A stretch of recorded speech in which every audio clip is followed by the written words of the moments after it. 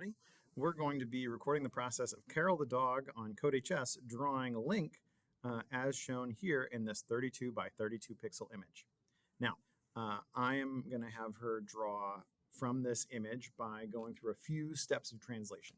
An image is not something that she can directly do, but I've written a Python script to get her there. So here's a 70-line Python script, 68.7, that will take that image, turn it into commands, and then Karel can draw it after that.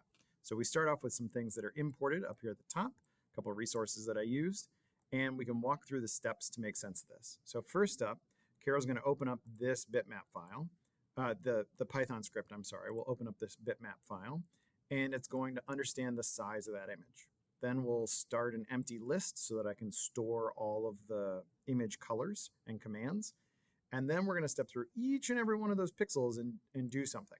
So we'll get the color of the pixel in each different location. We'll store its RGB value. And then we're going to make a hex color code out of that. So this is just going to take that and turn it into a hex color code.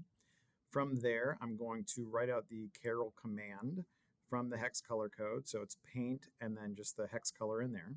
And then I'm going to keep a list of all the hex colors and fill that out so that we can work with those commands. Also, I just added this print statement to make the terminal down here a little more interactive with this. From there, we're going to open up a new file. This file does not exist yet over here, but it will in a minute. And it will start off by getting Karel in the right spot. So put her up into the top left to start this off. Then I've got a couple of counters that I'll use to go through a fairly complicated control structure for all the Karel movements. So let's walk through this. These counters start at 1 and then they'll count up. But for each hex color in the whole list, it's going to do these things. The first is that it's going to write out the paint command and it'll count up by 1 column. Now when the columns hit the end of a row, it will either stop, or go down to the next row, or it'll move 1 space. Karel's always going to paint top to bottom, left to right. And so if we're at our last row, I want Karel to just stop. This is called a guard clause, and it will stop the whole process so that Karel does not crash into the wall for my last row. However, if it's not the last row, then I want these things to happen.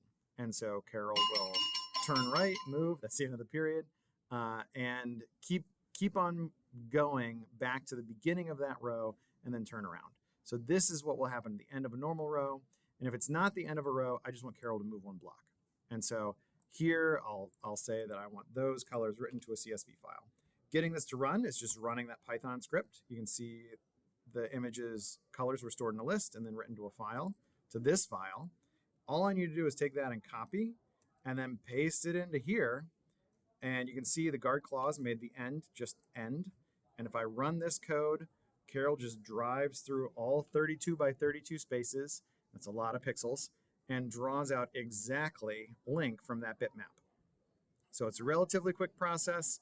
That Python script took some more advanced Python working, but this is a great start for that process. And you can see Karel's able to draw the entire thing all in one go without me having to touch any of it. Now, this is not decomposed at all, not broken into pieces, but all that was done back in the previous Python script.